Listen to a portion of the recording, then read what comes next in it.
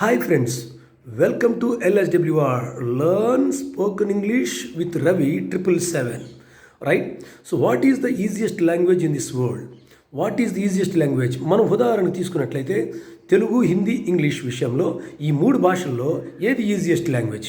ఉదాహరణకి హిందీలో అయితే మోర్ దెన్ 50 లెటర్స్ ఉన్నాయి, ఒత్తులు, పొల్లులు, ఉభయాక్షరాలు. అదేవిధంగా తెలుగులో కూడా 54, 56 అక్షరాలు దాకా ఉన్నాయి, మళ్ళీ ఒత్తులు, పొల్లులు, ఉభయాక్షరాలు. కానీ ఇంగ్లీష్ మాత్రం ఓన్లీ 26 లెటర్స్.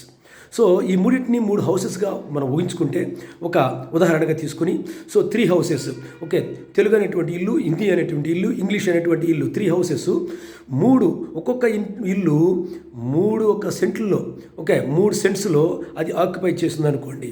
సో హిందీ అనేటువంటికి 7 గదులు ఉన్నాయి, తెలుగు అనేటువంటి ఇంటికి 6 గదులు ఉన్నాయి, ఇంగ్లీష్ అనేటువంటి ఇల్లుకి 2 గదులు ఉన్నాయి. రైట్? ఇప్పుడు so which house can be swept very easily? A house ఈజీగా ఊడ్చివేయబడుతుంది?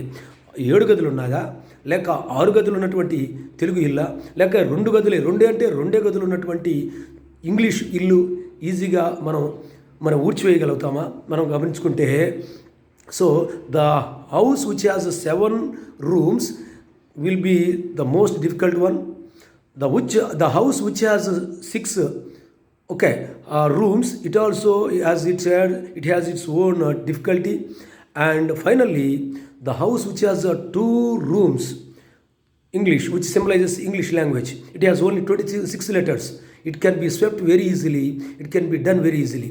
So దీన్ని బట్టి మనం అర్థం చేసుకోవాల్సింది ఏంటంటే, English is the easiest language. It depends upon the right mentor, sincere hard work, and perseverance and determination. I wish you all the best. Wish you happy learning.